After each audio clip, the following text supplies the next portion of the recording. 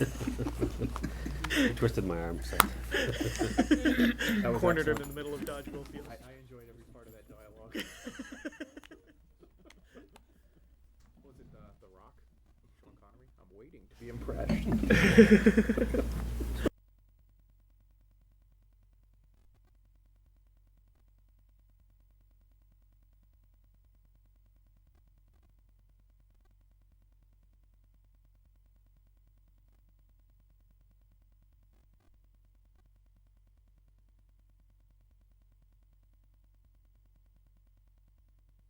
Ready? Please rise and join us in the Pledge of Allegiance.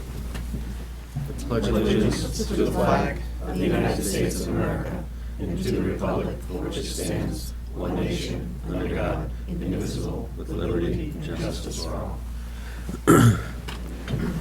Thank you and welcome to the regular school committee meeting of Monday, June 10th, 2019. A reminder that this meeting is being electronically recorded.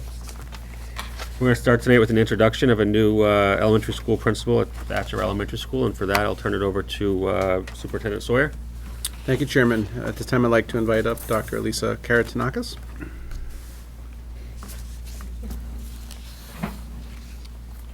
Welcome. Hi. So we're going to start by having Ms. Regan describe a little bit of the process that helped us to arrive at this moment. So thank you, Superintendent Sawyer. So first I want to thank the screening committee for their hard work, especially Mr. Domenici for being a part of the screening committee. We certainly had an aggressive timeline right from the start because we knew that there were other screening committees being conducted at the same time for principals and wanted to make sure that we had the best of the pool. The committee first met to discuss the characteristics that they wanted for the next leader or principal at Thatcher School. From these characteristics, we created interview questions based upon the needs at Thatcher. The characteristics were then used to guide who was selected to be interviewed, as well as who was brought forward for the final selection to Dave and myself. So in the end, Dave and I, the committee selected 2 finalists. Dave and I met with the both of them, and through those conversations, I was able to ask follow-up questions from conversations I had with their references, as well as from the deliberations that we had during the screening committee process. So from there, Dave and I met with both candidates, and I'll hand it off to Superintendent Sawyer. Yeah, I was really pleased with the work that the screening committee did in meeting the finalists. I was impressed that I had 2 strong candidates to choose from. It's always a pleasure to be faced with that kind of a decision where there's a choice to be made and that there are differing characteristics that you should get to choose from. And in all the hiring I've done for this district over the many years, I have to say that there's one thing that I really grown to appreciate, that it's the fit that matters most, right? That you really are looking for not just the greatest accumulation of qualifications, but you're looking for someone who's not only qualified, which in this case I did feel like we had a choice to make there, but which of the qualified people best match what's needed in the particular context that you're applying to place this person. And I was just really pleased in our choice of Dr. Karatanakis because not only did she have real relevant experience that I thought was going to make a real difference in her ability to do the job at Thatcher, but she expressed a set of values that I thought were a fantastic match, not only for the Attleboro Public Schools generally, but Thatcher specifically. And so for that reason, I am very proud to introduce you to Dr. Karatanakis tonight. I have to just add by saying that I'm really impressed by her in the short time that we've had to work together. She has really thrown herself into the work already, even though she doesn't start till July 1. She's been spending quite a bit of time at Thatcher, and she's put together a very thoughtful entry plan, which she shared with you this evening. And all signs are that we've made a really good decision. So I'm excited to introduce you to her this evening. Hi. Hey, welcome. Thank you so much for having me. I can't say too much more about this district. Every single person that I have met so far has been welcoming embracing, and I just feel like I'm at home already. So thank you for selecting me as the principal of Peter Thatcher and the ELC. As Mr. Sawyer said, I started already. I'm working for Sharon Public Schools, but I'm trying to be here as much as I can, and it's exciting to juggle, but it's also I need to clean up and finish off at my other district as well. But everybody from the students to the families to the administration to the staff have welcomed me, and really thank you for having me today. Would you like me to start off with my entry plan, or would you like to hear a little bit about myself? Why don't you start with a little bit about yourself, and then we Sure. can talk about your entry plan. if you Right. don't mind. So I've been in education for the last 17 years. Currently I'm at Sharon Public Schools. I'm an assistant principal, and I also am in charge of the special education department. Previous to that, I was at Dayton Rehoboth, where I was the director of student supports. And I worked in the high school setting and also the preschool setting, so this is a really good fit for me in the preschool setting.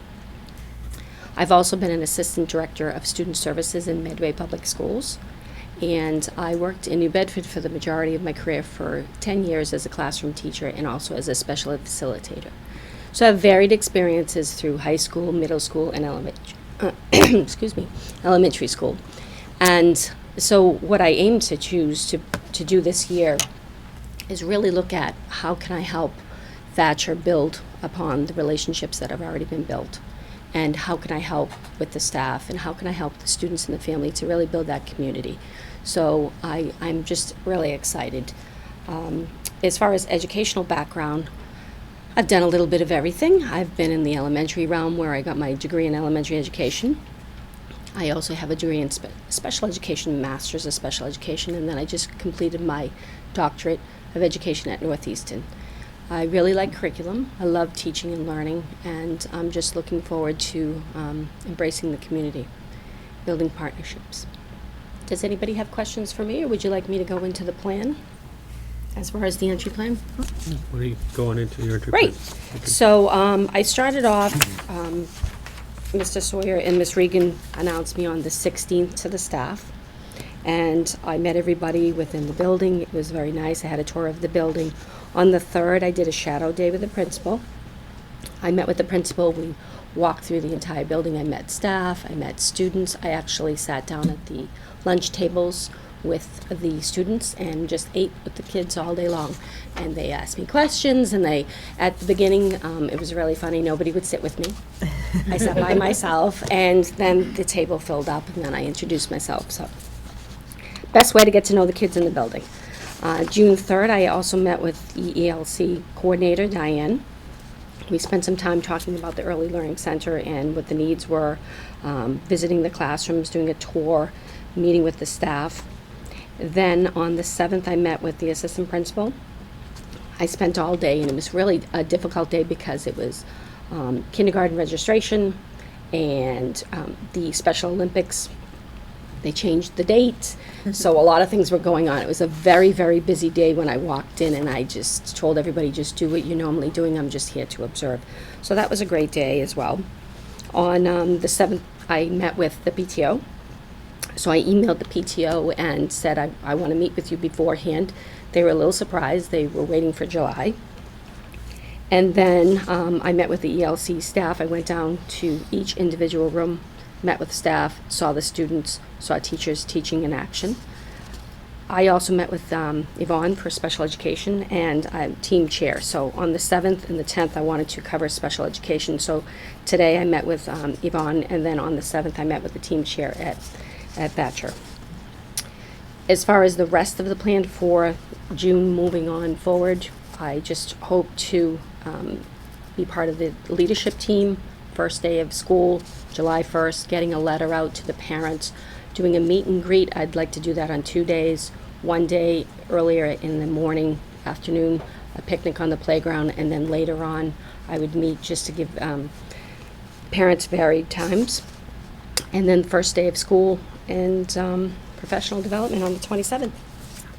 So, anybody have any questions for me? Any questions or comments?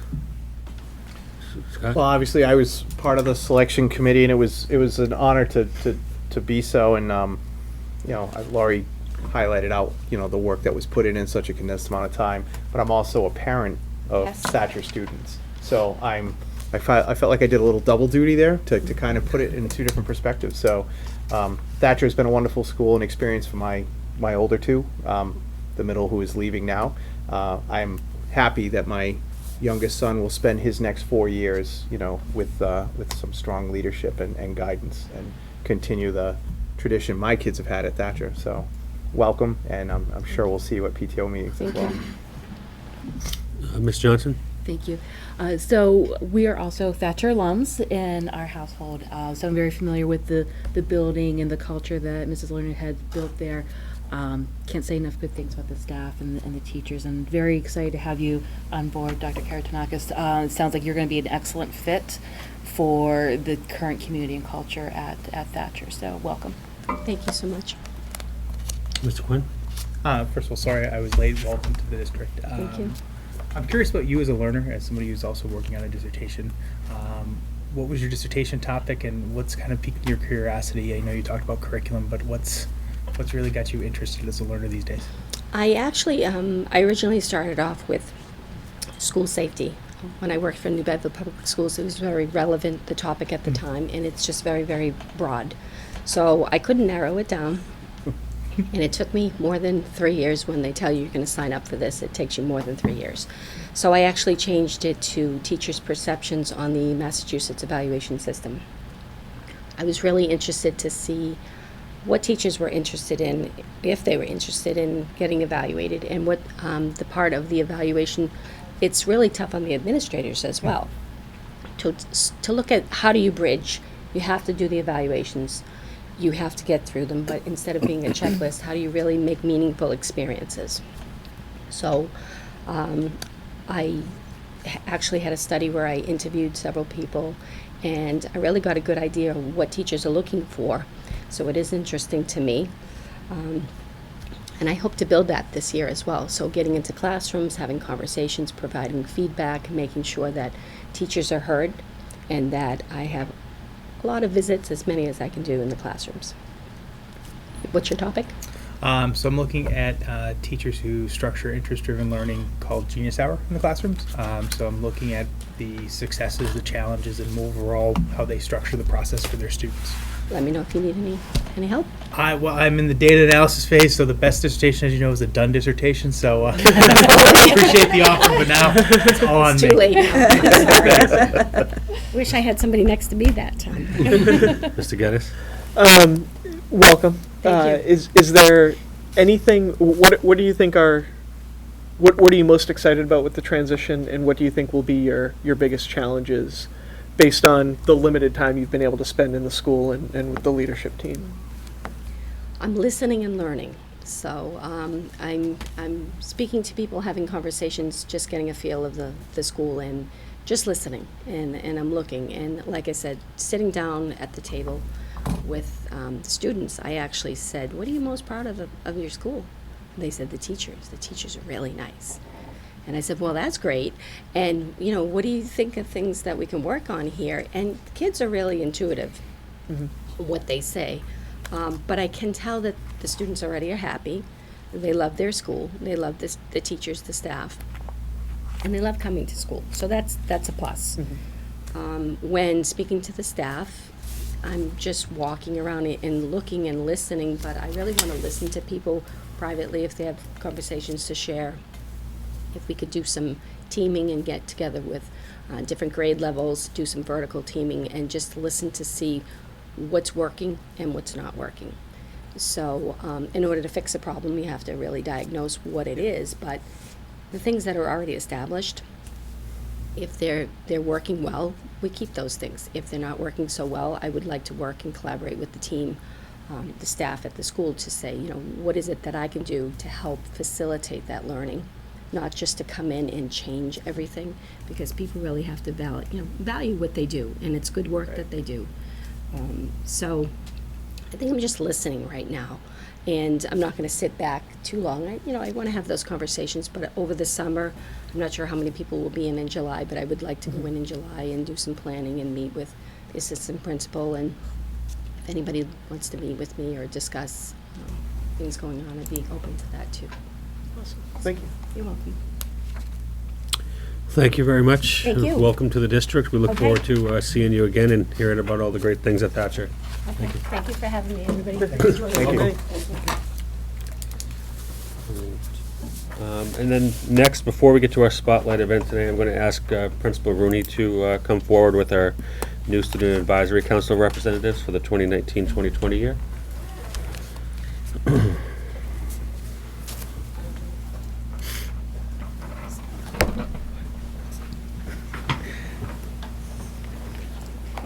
thank you very much for having us tonight. It's with great pleasure that I introduce two rising juniors, and they will be serving a 2-year term. To my immediate left is Eleanor Graber. Eleanor is a soccer athlete. She's a track athlete, and she was just selected as a captain for spring track, which as a junior is a tremendous honor. She's very well-rounded. She's a member of Project Unite and just came off of a very successful Special Olympics last week. To my far left is William Rooney III. William is also an athlete here at the high school. He's a 3-sport athlete. He is going to be the secretary of the junior class.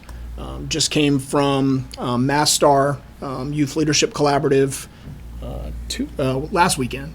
And they're both showing their versatility tonight. Eleanor had to change clothes and come here from a Project Unite meeting, and William had a summer league basketball game at Mass Premier, so we made it back just in time. So I'm very proud to introduce them to you, and I'll turn it over to William. I'd like to thank the committee for allowing us to be here today.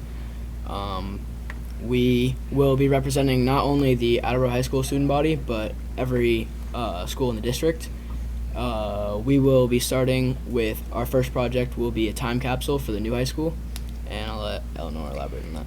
So, sorry, the time capsule, it's to bring in elements of the culture here at Attleboro High School right now, and we would hope possibly to expand it to the other schools as well, but we'd start with the high school so we could pass it on when the new high school is built and when students move into that high school, that they can keep elements of this one and elements of what went on here in that high school, and they can keep living those experiences. Great. Well, thank you to both of you for stepping up to this challenge. We've had some great student advisory council members over the time I've been on the school committee. I think it's a great experience for students, for the two of you, from as simple as as just speaking in a room full of adults to representing your peers and students and being taking extra leadership opportunities. It's really a great opportunity. So kudos to the two of you for taking on that challenge. I certainly look forward to working with both of you over the next couple of years. Does anyone else have any comments or questions? Just to say, please feel free to comment anytime you're here. We welcome. That's what we're really looking forward to, is having that student voice within our meetings. So enjoy the summer, and we'll see you back in September.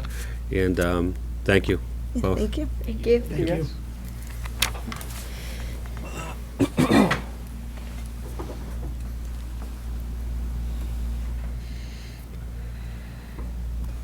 All right. Next on the agenda tonight, we have our spotlight event, and tonight it is Whitson's Culinary Group. And to do our introductions, I'll turn it over to Superintendent Sawyer. And I'm going to kick that right over to Mr. Furtado. We have the two fellows who run our program here in Attleboro, Brian Papone and Craig, as well as one of the senior executives at Whitson's, John Gershbeck. Thank you for joining us today. Well, thank you for having us. We know that you have an agenda ahead of you. We appreciate your time for allowing us to present tonight. Just a high-level presentation of where we are, our strategic plan and goals. And again, just want to thank you for the opportunity. So as Mark mentioned, my name is John Gersbeck. I'm the Senior VP for Whitson's School Nutrition. To the left of me is Brian Papone. He's the on-site food service director. He's here daily. And Craig Chin, who's our chef manager throughout the entire district. And you'll see later on some of the stuff that he does. So just a quick overview of what we're going to discuss tonight. We're going to review our Simply Rooted philosophy about our people, food, and communication. Surveys, technology, statistics and participation, where we are today, and future projects and enhancements. First and foremost, our Simply Rooted philosophy in food and family. We want to focus on going back to our roots. The food industry itself, as you know, throughout the nation is looking to do that as well. When we want back to simplify foods with clean ingredients, and we're committed to providing wholesome, high-quality menus, clean, organic, GMO-free, and things of that nature. Our menus currently have a lot of those items in there, which we'll bring up as we go along. But just to give you an example, when we talk about, we have a Tex-Mex station, Coyote Grill. We take fresh, wholesome ingredients like fresh red and green peppers, onion, cilantro, and jalapenos, and put them into a ground beef, 80-20 ground beef products. So bring wholesome foods into that same ground beef that most districts receive throughout the school lunch programs. Some of the non-GMO items that we currently offer are the bagels, the pasta, all of our bean products, our black beans, garbanzo beans, things of that nature, all of our tomato products, and our Chobani yogurt that we're currently serving. The organic items, most popular on this list is the yogurt on both the elementary and the secondary level. They receive organic yogurt with organic fruit and organic granola, all as a completed meal. The bread we offer that is the organic pretzel as well, which is on that list. All our veggie burgers are organic. All of our dressings, we went from an all-natural dressing, which we really fought with the manufacturer to provide for us, to an organic one now. And currently, they only eliminated one of the dressings that we're working on getting that for next year. So these are, again, it's our current list that we're utilizing now, and the yogurt, I think, is probably the most popular within that list. Part of our Simply Rooted philosophy is people, food, and communication. Treat everybody like family, food is a show, and communicate what we're doing within the program. So when we talk about our people, we want to continuously cross-train them, let them know what other positions are all about. Safety is a main concern, and when we talk about food safety, we work on getting Serve Safe certifications. There are 2, I believe, in each school currently right now that are certified. So if one's out, the other one can cover. We redefined job responsibilities for our assistant food service director and our administrative assistants to manage and help support the team in the field. We also set goals for our management team, and we manage their performance based on those goals. We reward our team with Simply Rewarded points. They could purchase products online with those points. And we just had an administrative review, which we had no findings with. That's a state audit on the entire program, from purchasing to the food that's served on the line to down to the recipes.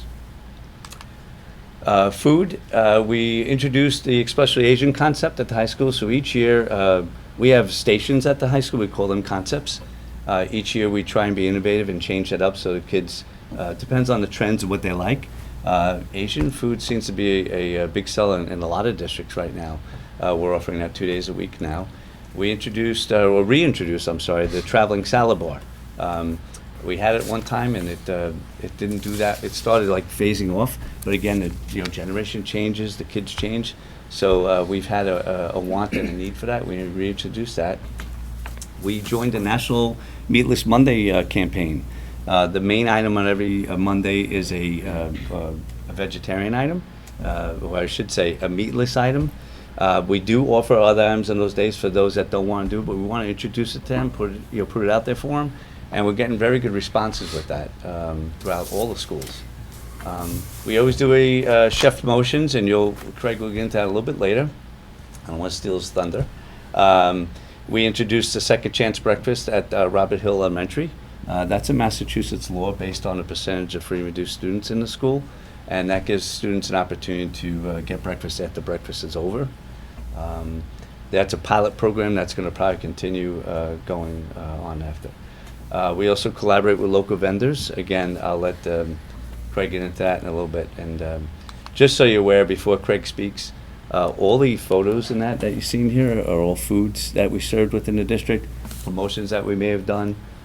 Craig and or Brian, before they, doing the setup, they take photos, and we get feedback from the kids. But some of these are probably the popular ones, I'm guessing, but I'll turn it over to Craig Chin. Okay, thank you, John. Yeah. So what we see here, this is the ramen noodle promotion. I brought this to an elementary level last year, which hadn't been done, and actually returning to the elementary schools, we had one student actually bring in chopsticks because she was so excited about this. So very well received. Oftentimes the elementary level doesn't get the recognition that they should when it comes to food. So I really tried to focus on what we could. Bringing the salad bar back was a big thing. Just basically trying to introduce new food, fresh food, getting away from some of the kind of chicken nuggets. Right. The chicken nuggets, the chicken patties, and we provide what they like, but we also want to introduce them to something that they haven't tried before. This was the Big Cheese Grill. We did this in the beginning of the year. We brought our culinary innovator, Chef Sandman, who goes throughout all of the districts. And we did some really nice grilled cheese, some kind of upscale, provided a nice dessert, trying to keep within our organics. So what you see here are just a few different selections with a nice organic berry cobbler, fresh potato wedges, fresh herbs, really trying to just get people to try something different, something they may not have at home. A whole bunch of, so this Taco Tuesday was actually the class president of Coelho has usually, it's kind of a tradition since I've been here, that they ask for a special meal. So she requested Taco Tuesday, and of course we brought it to her with something a little bit extra. Always getting those vegetables in, always trying to get the children to just go out on a limb. Everybody's familiar with your kind of traditional taco, but this was actually smoked pulled pork that we turned into a pork carnitas. And again, we got plenty of people to try something that they hadn't tried before. So it's really fun to get into these schools. It's really fun to get the feedback directly from them. And that's basically what Brian and I really set out to achieve this year, to just kind of get away from the old things and get them trying. Want to just briefly go over the salad bar and how that works, Brian? Yeah, so we did this a few years ago, and we noticed that it was starting to not be as popular. So we gave it a rest last year, and Craig did the ramen bar in place of it at the elementary schools. So this year we decided to bring it back. He did it twice at each elementary school. He brings all the equipment that you see on those photos with him, the tables, everything, and obviously all the food and stuff. And students can come up and basically create their own salad. And we offer salad every day at the elementary as a choice. And you might see 10, 12, 15 maybe a day.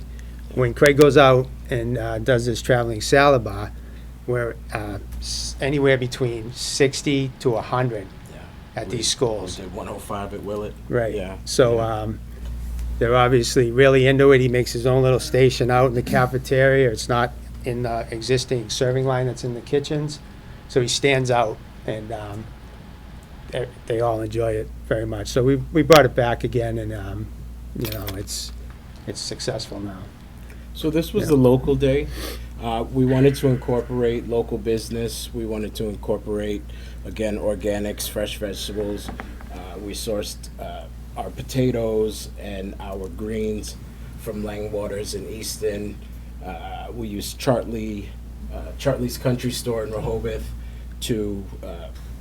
for our brisket, which was quite a challenge, but we got it up there. We set up on B2, and the kids loved it.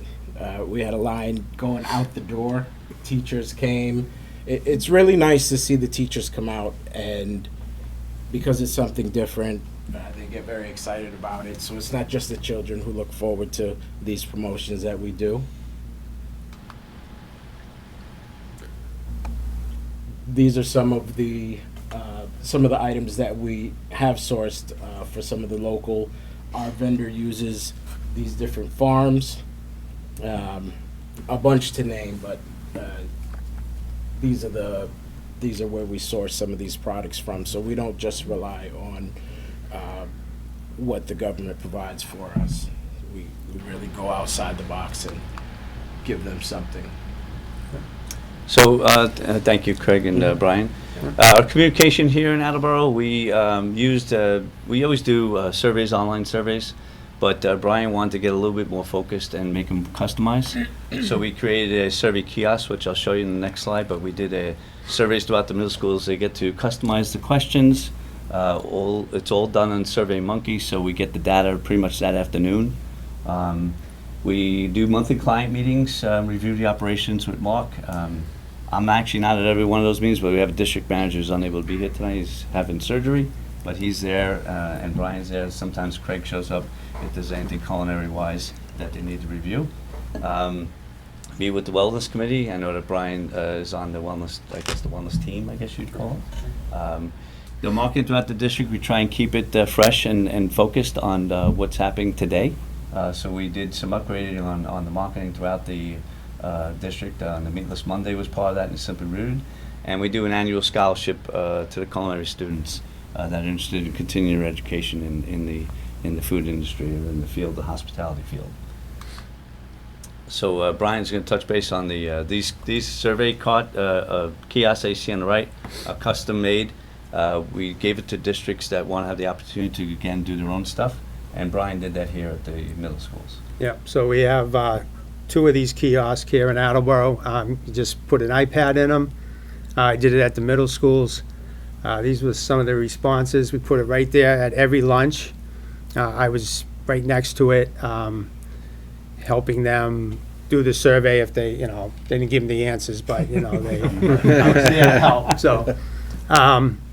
So I thought this was a good way of getting it in front of the students and actually getting some kind of responses back from doing surveys, because the ones we put online, we do like twice a year, and we don't get any action on them whatsoever. So I thought if we had something in front of them, we can get responses. And we did get, 277 responses. Questions, we only did 4 questions because of the time frame. They all had lunch, and then they were brought up by table through the principal that was there, or someone that was overseeing the lunch at that time. And they would come up, and I just kept it to 4 questions, just so we could get as many people or many students as we could to get through the survey. So overall, they enjoyed their lunch. There was variety. Quality, good to excellent was good, and the staff was courteous. We customized the questions, like I said. I would like to, down the road, maybe get teachers, get it into the curriculum, where maybe it's in a health class or something like that, and they can take this survey. If I give them the link, they can take the survey during class time. That was something that was recommended to me by a middle school principal when I was there that day. So I thought that was a pretty good idea to maybe try that. So we're going to continue to use these surveys in the future. I think one point, and we all notice, when you go to a restaurant and the waiter or waitress gives you a survey, said, hey, fill out the survey at the end. If you had a good experience, you don't typically go home and fill out that survey. It's only if you had a bad experience. So there's a challenge that we're up against doing the survey online, is getting people to it. And then those that may go to it, may have a negative experience, and it's difficult to get good feedback from them. So this is another way of doing it, and it's almost like, I hate to use the expression, like in your face. We're there in front of them, we're getting good feedback, we're engaging. This is a great way to engage with the students, especially on the younger level. There's so many variety of choices in the high school levels and the middle schools. We really want to hear from those young kids and see, what do you want on your menu? it's difficult to come up with ideas for them. So it's a great way of doing it. Another thing that we're working on technology-wise, we're doing the QR code. If they download the app onto their phone, they could click on this and they go right to Attleboro's website. Currently, we have a link through IT that we manage the website for you. So everything on there we could do, put up photos of a promo and things like that. We're going to make it a lot faster. We're going to a web-based program, so it'll work a lot faster. But it's a customized menu. If a nurse needs to look at allergens, our menus are interactive. They could click on any day on the menu and get the caloric breakdown. They could build their own menu. They could remove stuff. They'll get the allergens. The 8 known allergens will show up. A lot of the menus that are out there are not interactive, but our system allows them to be interactive, and it'll give, especially students that get insulin shots, they can kind of use that for the breakdown of the caloric intake. So this is current, and it's also coming, again, as I mentioned, web-based. Brian's got some statistics that he's going to review from last year to this year. Yeah, these are all through April of last year and this year. Breakfast meals, you can see, are up 7,000 plus. Everything's up. Lunch meals are up 12,000. District revenue is all up to breakfast participation. It's up. It's 2% on breakfast and lunch through April of last year and this year. So the numbers are trending in the right way. We're just every day we work to try to get more participation. So. Yeah. It's just a way of indicating, where we were, where we are, and we continue to process what we're doing, maybe, what's working, what's not, and that moves us into the strategic plan and goals. We, as an organization, may have goals, but we have to align the goals with the district, Mr. Superintendent, and the people that are here. So we focus on these items. These are some of the main items that we focus on, and what we do is we break that down into our philosophy. We break it down to people, food, and communication. We talk about the team and skills. We have a 3-year plan in place. We shared this with Mark at our monthly meetings. Those things can be changed and updated at any point in time. It's just, again, so we can stay on track with some strategic ideas. We also break the second one into the program and facilities. So different items that we'll work on, whether it be a new line or review, a renovation job or anything like that. So we get involved with that. Because there are some ins and outs that Brian and Craig may know about that the district may not know about as far as serving the students. And then we get into our communications, which we talked about some of the technology things. We talked about the community and getting the local days in. What's our plan on marketing going forward and getting social media involved and things of that nature. So these, again, they're goals that can be adjusted and changed each year. We try and meet in the beginning and at the end of the year regarding this plan and communicate what's the best direction to go in for each one of the categories. So that completes just our quick presentation. I know Craig had some items that he's going to tell you what we have there. Sure. So we just rolled out a promo. Was it last week? 2 weeks ago. Last week. Yeah. So this is the concept is Shaky Joe's. Just kind of a little wordplay. We brought some nice fresh fruit, organic smoothies. So we have an acai berry and blueberry with the organic Stonyfield yogurt. We have a mango and banana, and then a strawberry. So brought some smoothies here for anyone who'd like. These are usually served with either a warm pretzel or granola, so that they get their the grain to make it a complete meal. And these are just sample sizes. These are 9 ounce. We serve these in Right. 16 ounce containers. So it's a pretty filling item that they can choose from. And actually, they sell very well here, right? Yeah, So that's actually, it could be a main item of a meal, those items there in the 16 ounce container. So, again, thank you for the opportunity. We know you're busy and we appreciate your time. Any questions or Mr. Domenici? any discuss or answer? Sure, I'd like to personally thank you for hitting up my wallet significantly this year. My daughter is no, not at all. We've always been parents that, I have 3 kids and we make the lunches and we want the balance, and My daughter's at Coelho. I knew all about Taco Tuesday. You know, and you've won my wife over because it's constantly like, you know, let's let them buy lunch. Let's let them buy lunch. So it's changed our philosophy. And I work in financial services, my day job, and you know, we have a corporate cafeteria, and it's amazing to me just, you know, how similar your structure is to like something I could go get, different stations in the. We have a good teacher participation here as well. Yeah, it's well, and it shows. And I guess my question is, you know, you mentioned the app, which is interesting, especially from an informational standpoint. Is there any considerations to, you know, maybe you do this and I'm just not aware of, like even like an online ordering kind of a thing, almost like an on the go to, you know, from an efficiency standpoint. So if somebody knows they're going to have lunch, they can queue it up and even potentially pay for it, and then it's waiting for them. Yeah. I'm not sure if it's on our strategic plan. We have a company that's called Choosy that we tested out in Pennsylvania. We just added it to New York. There are a couple of districts that are trying it now. Lexington is one of them. And actually, right now it's only cold items because we have to figure out what we would do with the hot items. If someone ordered a hot item, how do we have that packaged and ready for them? So we have to look at packaging and warming units to keep that at its temperature. The idea behind the warm items too is we want to make sure the quality is right. Absolutely. So if we're holding something cold is easy, deli and that is very easy. We can have that pre-made right prior to service. So between the periods, we'll have a team put that together and label it and so on. They come, you know, grab and go. They do have the opportunity now to either stand in line and get a sandwich made custom made, which most of them do, and paninied. But they are, we called Freight Express, which is a grab and go. So they do have the opportunity to do that. So Choosy in most of the districts tried thus far hasn't done, you know, huge volume, but it does for those that need it. Somebody that's got to go back to the library and study or wants to pick up another class or get out early. It does work for them. So there is a need.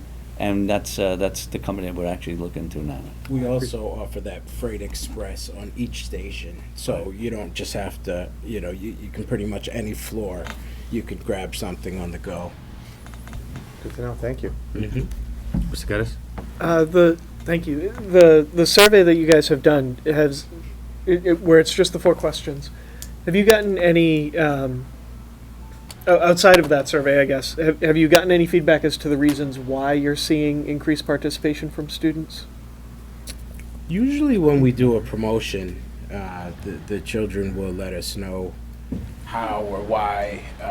I brought sushi all around to the middle schools.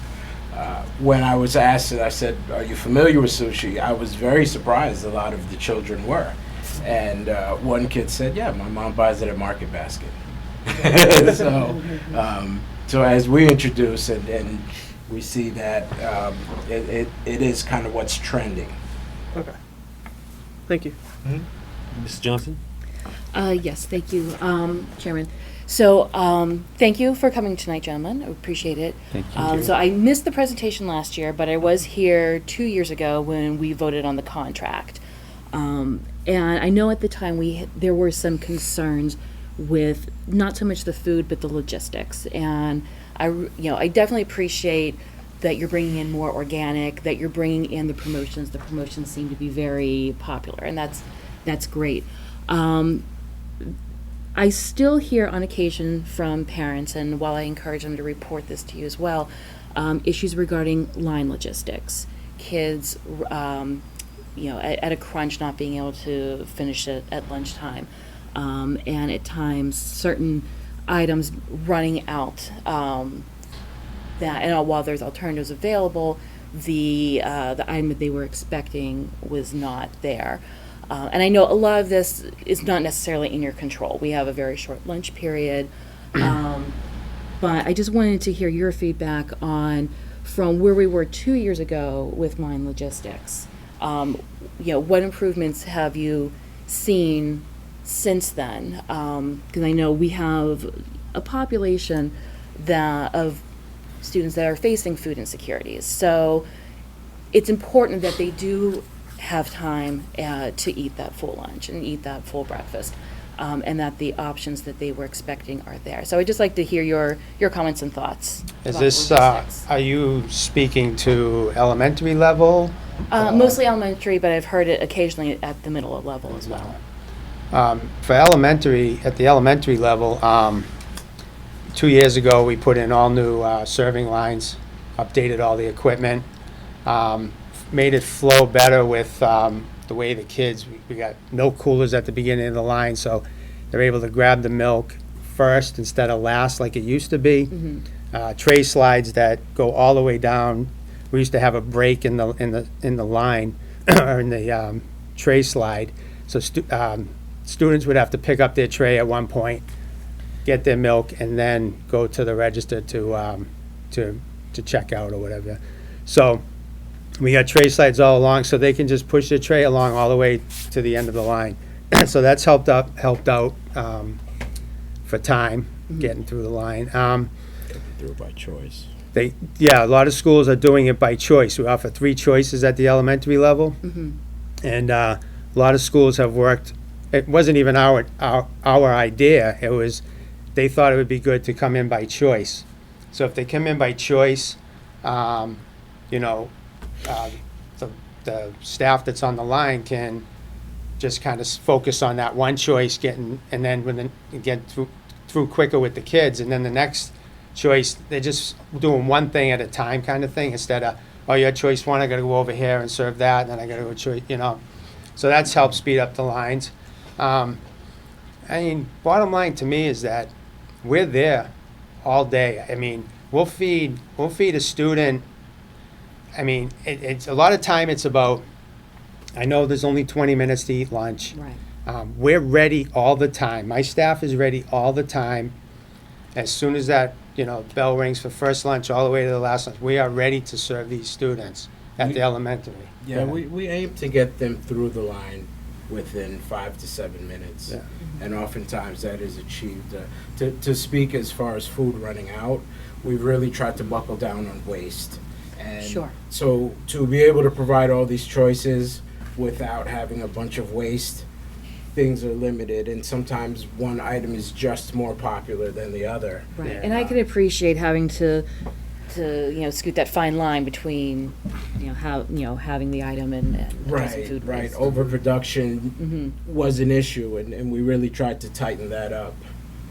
Yeah, and it's not a perfect science. I mean, we can predict kind of what we would sell, but you get to that last lunch, you might come up short. Right. But at a middle school, there's plenty of variety. That there's something they can have. Right, and I think it's reasonable to expect that that's going to happen on occasion. So I just wanted to hear how that was being addressed. So thank you. Thank you. Thank you. Mr. Quinn? Just a thought to that point, and just something that I know we do in our district. We're much smaller, so take this for what it's worth. But I know at the elementary level, and you may already be doing this, is that when students come in, they provide their lunch choice, so that way that's communicated down to the cafeteria. Yes. Is that what We you do do? that. Right Okay. after breakfast. Right after correct, break. Okay. Yes. And then with just a little bit of extra in case the kids change their mind. Yeah, Okay. change. All right. That's already going on. Yeah. The other thing in terms of data collection, I know you're appropriately staffed. I'm wondering if there might be time where you could go to students directly as they're eating to get that kind of feedback that you're looking for. I think the curriculum piece is a great idea. I think the kiosks are wonderful as well. I've seen other organizations, ones that not necessarily in school food, but just high quality, are super proactive in terms of approaching their clients and asking them just kind of on the fly. So that might be another alternative with the built-in server that you have, somebody who has an iPad to collect that data. But it seems like you're doing an awful lot to ensure both quality, rapid service within the constraints. So. We've actually thought of that with the kiosks. So those kiosks has a flat bottom, and it's got 4 rubber spots. So we're thinking about drilling holes in there and putting wheels on it so we could dolly it around to the tables, and not ask overall questions. It's funny, in Massachusetts I went to a farm and fish to plate meeting with the SNA, and one thing that they brought up is that we're getting too crazy with technology. Typically we go and then we're trying these surveys and onlines, and especially the elementary level, usually getting the feedback from the parent. A lot of times that's not really necessarily what the student wants. We understand the health part of it, that's great. Yep. But they said we're getting too crazy, we're getting too savvy, but to do it by a show of hands. So another way that we do is we have a poster system now where it says, I loved it, I liked it, or not for me. Yeah. And they get a sticker. So if we try something new, it's a new way of voting. So as they're leaving the cafeteria, does it disrupt the service? Does it disrupt them eating? As they're leaving, they put the sticker on the post and someone can guide them as they're there. That seems to be working really well. They said, and actually it's funny, they said that and we were in place. And the other thing was like, just by show of hands. 2/3 of the kids liked it and only a third didn't, they didn't care for it. Just to get a gauge. And I think that's what the guys on site here are working on too. And Craig will do that, like when he's doing the traveling salad bar, he'll ask the kids, hey, how did you like the salad, and, just ask who liked it kind of thing, just to get some feedback on it, how they liked it. Yeah, I always try to at least get an idea of why they tried it, would they try it again. So it can be difficult when you interrupt their lunch, because it is a short time and some of the schools will go into a silent period. So just being there can be quite a commotion at times, and but we do the best we can, and I think we get some really positive feedback. Just the smiles, just the thumbs up. Sometimes you look across and you see they've finish their salad, and those are the things that make us happy. Mr. Larson? Just two comments. I appreciate the fact that you try to source locally as much as you can. I think that's important for both you and the whole area. And then you also had mentioned that the state had come through and done an audit, and you had a clean audit. My recommendation would be to find a way to share that with families. Okay.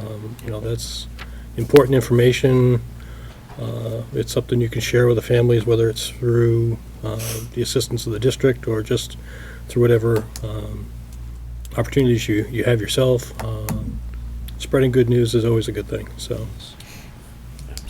Okay. Thank you. Great.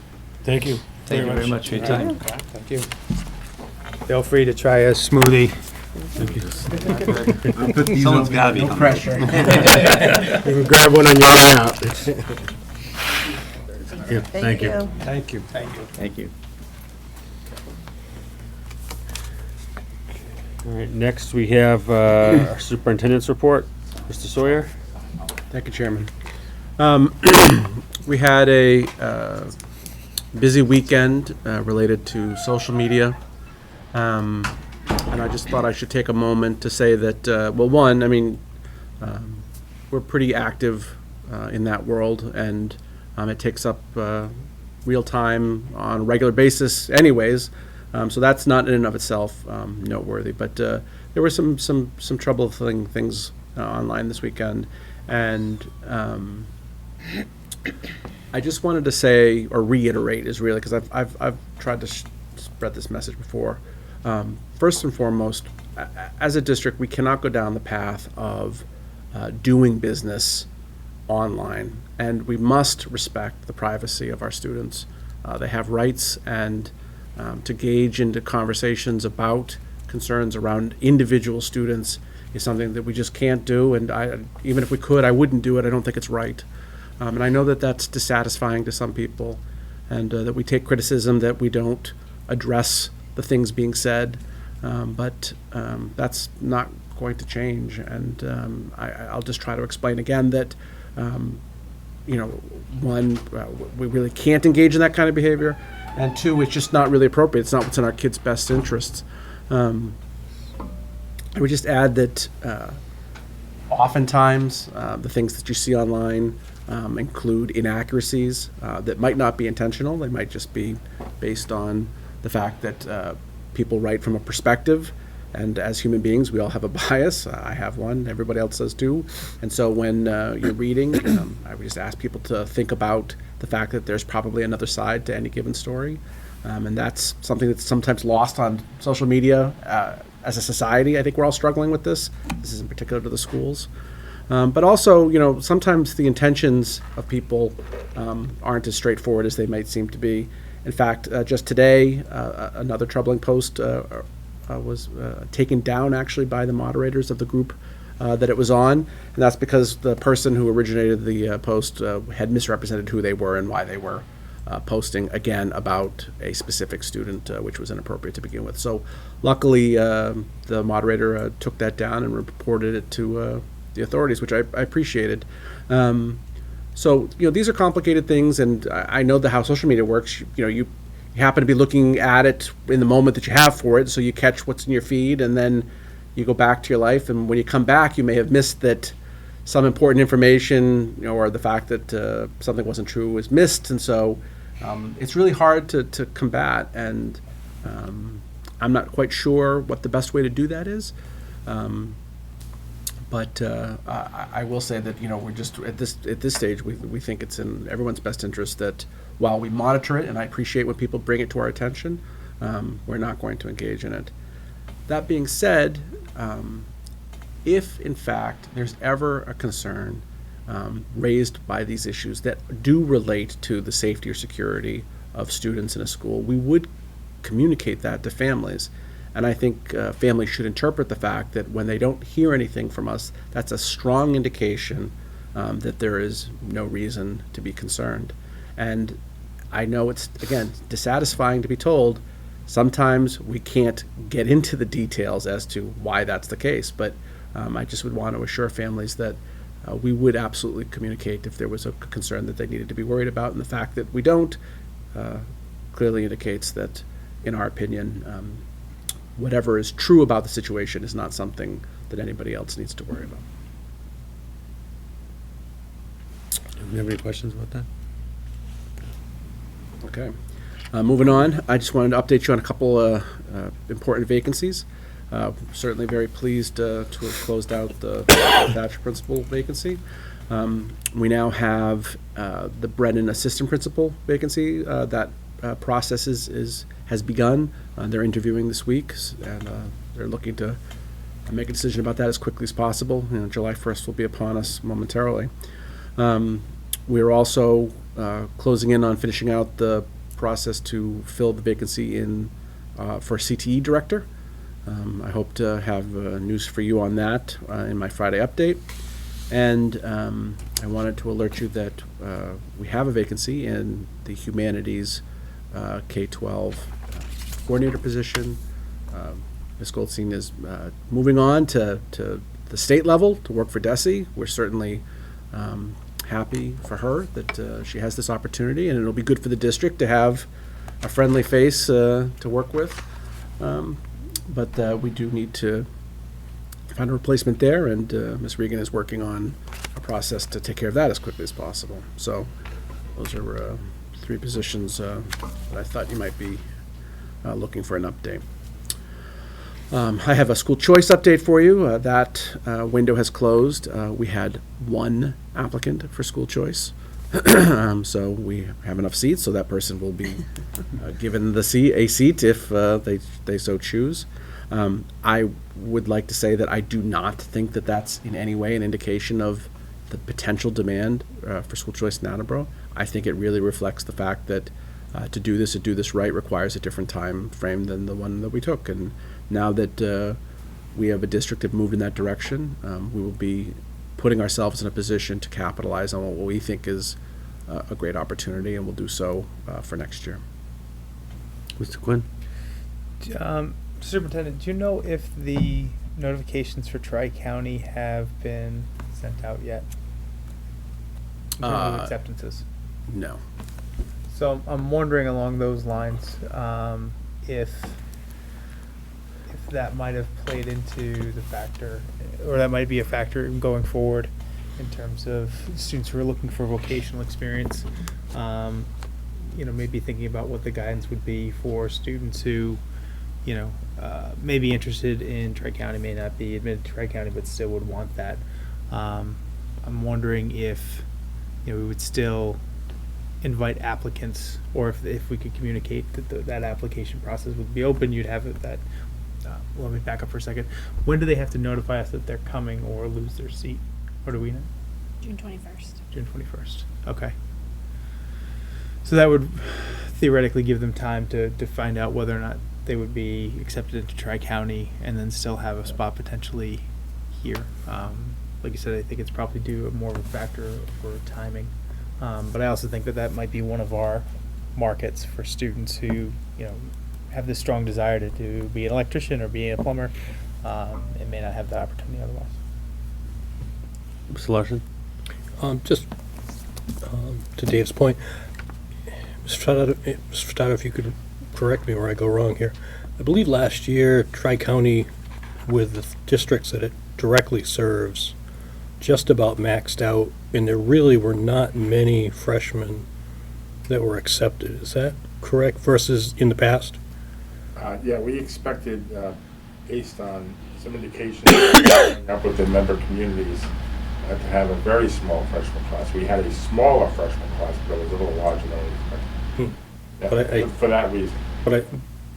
And the sensation that I think we had in the conversations we had a year ago is that that trend would continue, so that going forward, there would be less and less Attleboro students even having the opportunity to go there if they were accepted, just because of the demand of the three communities that they serve first. Right. That is the research. Even having openings available. So, I mean, I think there's going to be a diminished number of students going there just because of the popularity of it in the three towns that it already serves first. Because the surrounding towns go into a pool of any openings after those three communities first.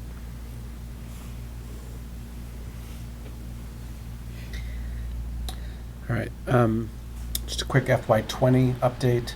I've been given some indication that perhaps the state budget is not going to be resolved until July at the earliest. So, I mean, that doesn't mean that that's going to definitely work out that way, but I've been told not to be surprised if we hit July 1st and don't have a final number from the state. Obviously, that complicates things for us because there's a pretty sizable difference between the two budgets between the House and the Senate. So we will continue to proceed cautiously until we have a final number, and we'll keep you informed. We will, though, need to approve the city budget that has been approved by the municipal council at our next meeting on June 24th, so that we can have a budget for July 1st.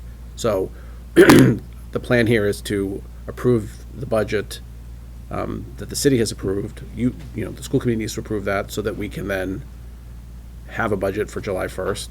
And then when the state finalizes its number, we would then go back to the city and request a change in that budget based on what the state approves. I don't know if there are any questions about that intended process. All right, and then my final news is just to remind everybody that the summer reading kickoff that we do annually at Riverwalk Park is on Thursday, June 13th at 1:30. There is some threat of either rain and or thunder that day, so if we have a weather problem, it'll be in the library, but it'll be in the park, assuming that the weather holds off and we're able to do it. That's always a great event, and hope to see families there. That concludes my report. Thank you. Next, we have minutes from our May 22nd, 2019 meeting. The minutes were circulated with the materials. We have a motion to approve. So moved. Second? Any discussion? All those in favor? Aye. Consent agenda, motion to accept a donation in the amount of $500 to the Attleboro High School General Fund from Alliance Energy LLC. So moved. Second? All in favor? Aye.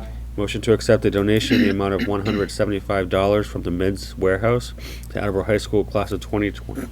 So moved. Second? All in favor? Aye. Motion to accept a donation in the amount of $519.51 to Hill Roberts Gifts donation lines from the Stop and Shop A+ Rewards Program. So moved. Second? All those in favor? Aye. Motion to accept a donation in the amount of $6,855 from the Willett PTO to the Willett Gifts donation line for the purchasing of Chromebooks. So moved. Second? All in favor? Aye. Motion to accept a donation of $48.50 from Planet Aid, Inc., as per bill number Q42018. So moved. Second? All those in favor? Aye. Motion to accept a donation of $30.15 from Peggy Cooper, transferring her son Jared Cooper's school bucks balance to help a child in need. So moved. Second. All those in favor? Aye. Motion to approve a donation in the amount of $1,000 to the Thatcher Gifts donation line from the Feinstein Foundation. So moved. Second. All in favor? Aye. Motion to declare the condemned unsafe playground equipment at Finberg School as surplus. So moved. Second. Discussion. All in favor? Aye. Motion to allow Melanie Vincelette to take possession of the condemned ball chute at Finberg with the understanding that this has been deemed unsafe. The school district accepts no liability for anything that may occur with this equipment once she takes possession. So moved. Second. Discussion. Mr. Larson. I know the city has a rather lengthy process to get rid of equipment. Does this fall under that same category, or? Because the equipment has no value, it was condemned with the city inspection, so there is no value to the equipment. So we don't have to go through their process? Thank you. Mr. Geddes. And just for clarification, even if it had value, if it was below 5,000, we wouldn't have to go through the city process. Thank you. Mr. Domenici.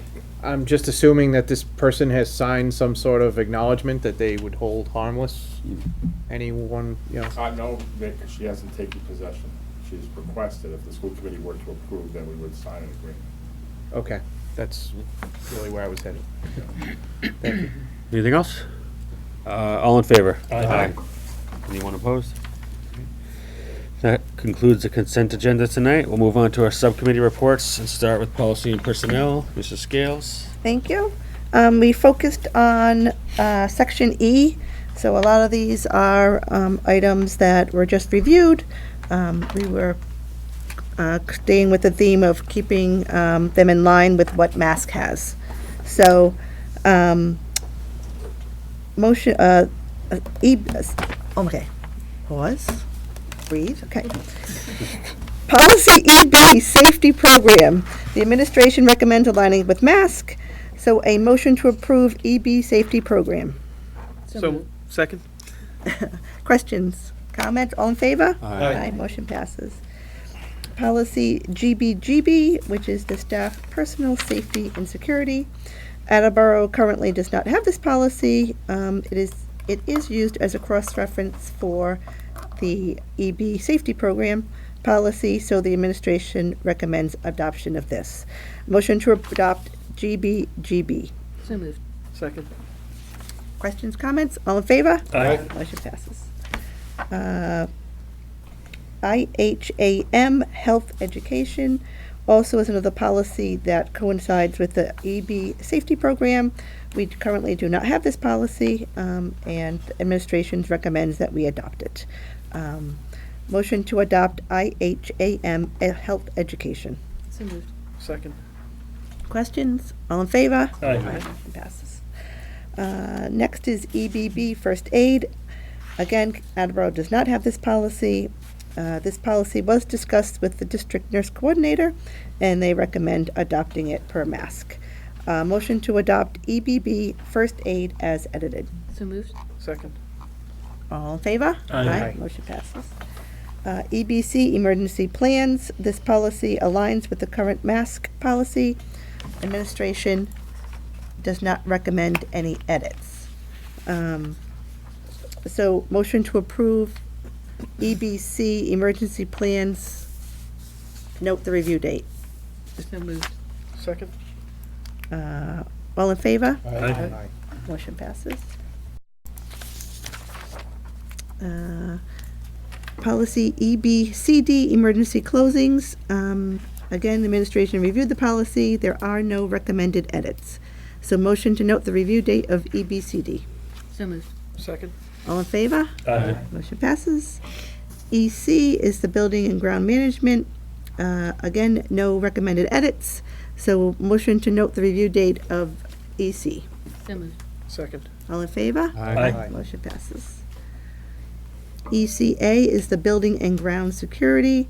Administration reviewed this policy and recommends aligning with MASC. So motion to approve the edits to ECA, building and ground security. So moved. Second. All in favor? Aye. Motion passes.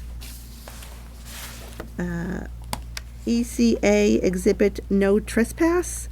There is no mask policy exhibit. the administration recommends removal of this exhibit. Motion to remove ECAE from the policy binder. So moved. Second. All in favor? Aye. Motion passes. ECAC vandalism. Administration reviewed this policy and recommends aligning with mask. So, motion to approve ECAC vandalism. So moved. Second. All in favor? Aye. Motion passes. ECAF, the security cameras in schools. This policy aligns with mask already, so it's just a motion to note the review date of ECAF. So moved. Second. All in favor? Aye. Motion passes.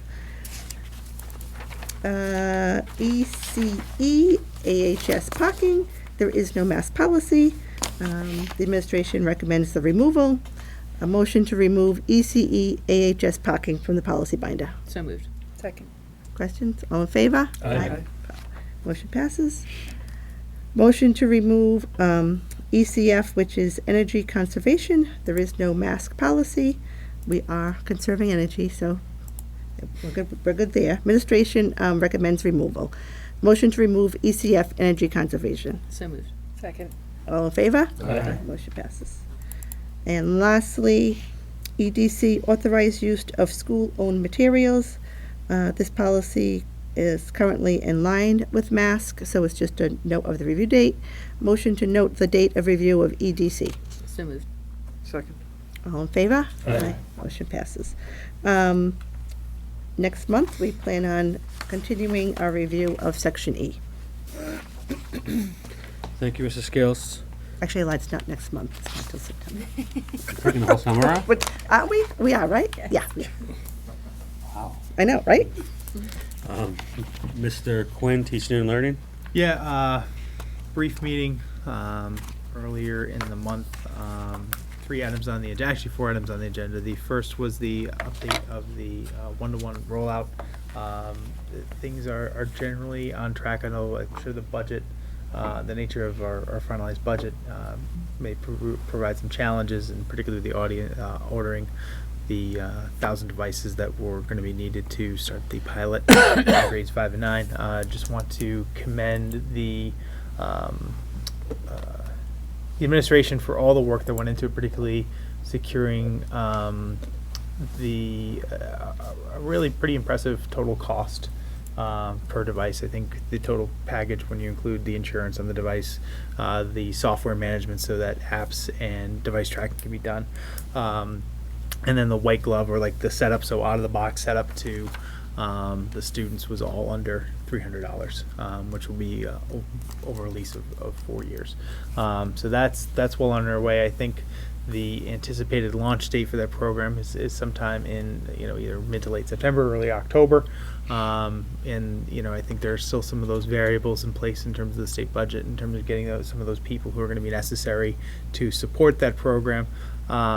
But there's been a lot of thought and a lot of effort that's gone into it. There's still a lot of learning that's going to need to be done, and I'm sure there's going to be bumps along the way. It's not going to. I mean, if it's a incredibly smooth process, I'd be surprised, and maybe it would be almost be a mistake because you didn't learn enough from the rollout. But I think it's a really exciting time. It's going to be a great learning opportunity not only for the students but for the educators and the tech management. But everything is on track, and then I think it's just a matter of just keeping an eye on it and having patience. The second is we discussed the ELA curriculum pilot. We're down to 2 programs, Wonders, and I'm drawing a blank on the second program. Making Meaning. Is it Making Meaning? Yes. So the rubber is now starting to hit the road. There's might be, depending on which class you land in, you might have a different experience. But now we're really starting to get into, or not weird, but the district is really starting to get into the nuances and seeing which program is going to be the best fit for us. I just, again, want to commend Assistant Superintendent Regan for a very inclusive, thoughtful process that has been going on. How many years? How long ago did this start? It feels like it's been at least 2 years. Started last year. Yeah, and it started last year. continue through this year, and then, the decision won't be fully made until next year. So, I mean, it's a 3-year, really thoughtful process. Anything you'd like to add on where we're at? So teachers will be participating in professional development for each of their respective programs that they'll be teaching throughout the first start of the year, and then we'll have ongoing meetings throughout the year to help us make that decision, with also input from teachers, students, and families as well. So don't be surprised if, when you're talking to your neighbors and your child's in one class, their child's in another, they may have, slightly different reading programs, but that's all part of the process, and we want that feedback to come out. Second to last item is there was some changes to the MCAS accountability system. I think the two big ones that stood out for me, one positive, one not so positive, is they've done a recalculation of the way that they are grouping our ELL students in terms of participation. It used to be that they had to 95% of your students had to take the test across on each individual test. Now it's at the aggregate. As Assistant Superintendent Regan was explaining, we've got families who come from cultures where travel is the norm, and they travel during outside of the testing window.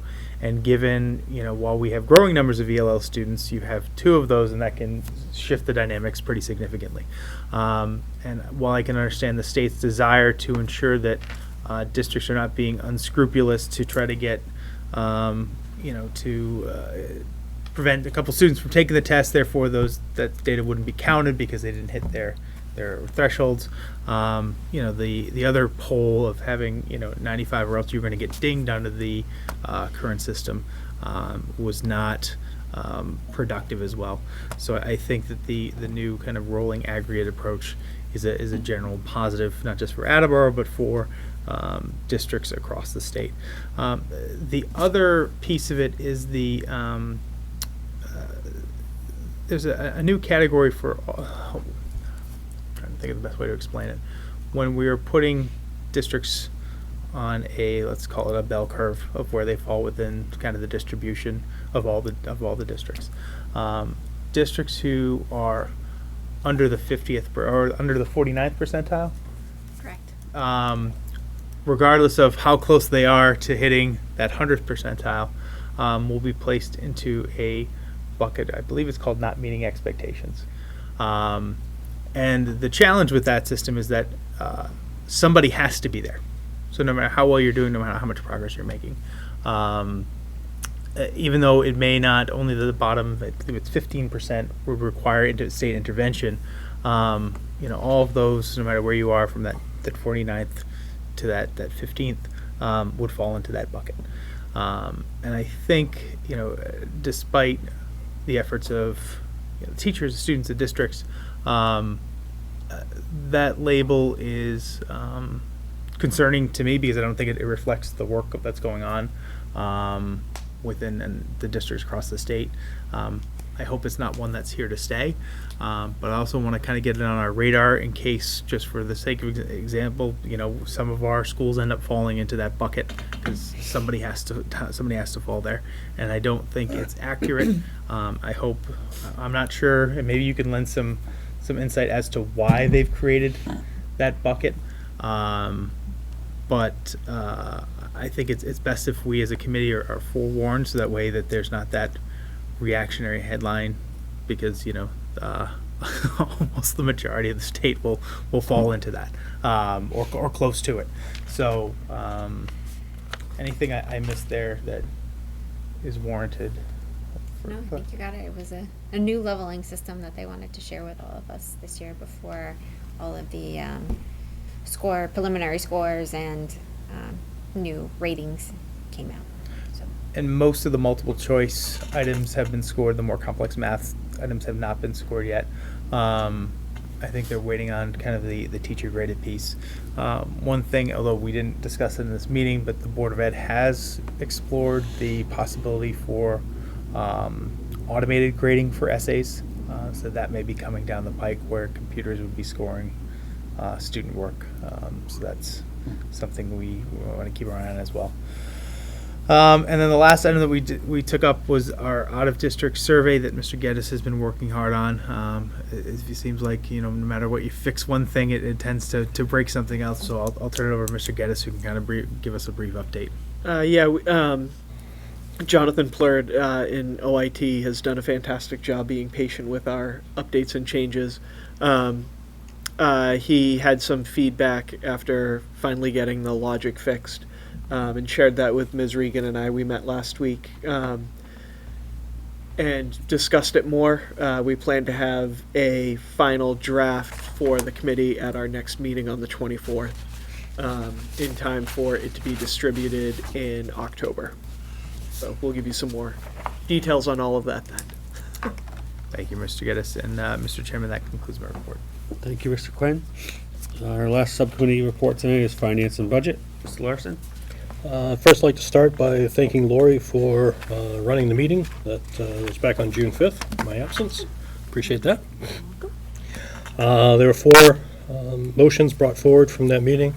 The first is to recommend to the full committee to approve the 3rd year of Sodexo Management Incorporated's contract for $2,359,969.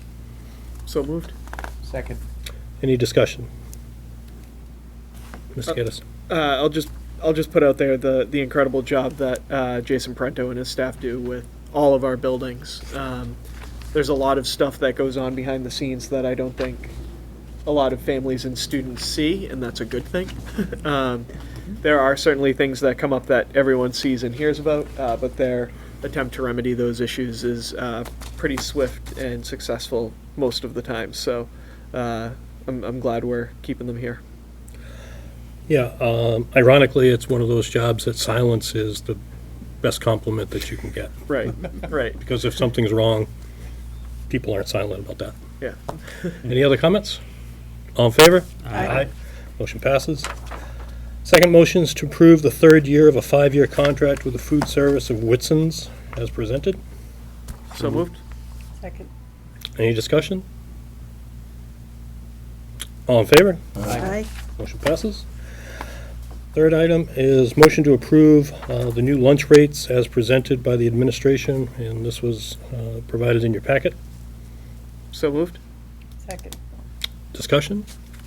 I had a question. It references a minimum of a 5-cent increase, but then talks about reducing elementary from $2.55 to $2.50. Can I just get a clarification on that? Yeah. Sure. So it's a district.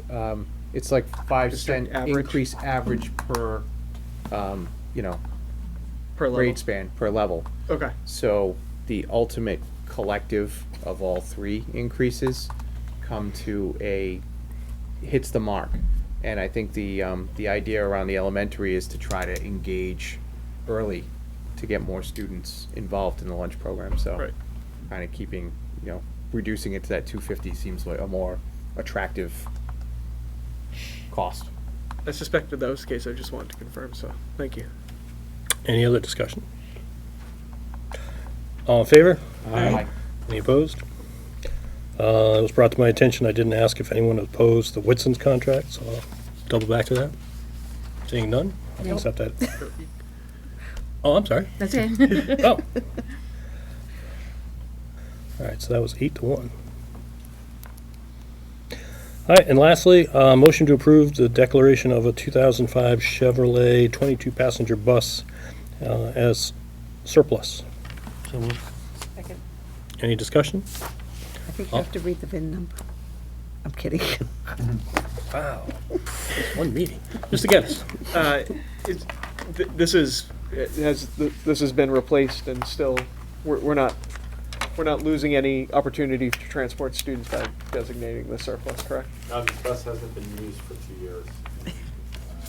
We were under the impression it had been surplus, then the city checked its records and had no records, so then we checked the school committee records and that's not right.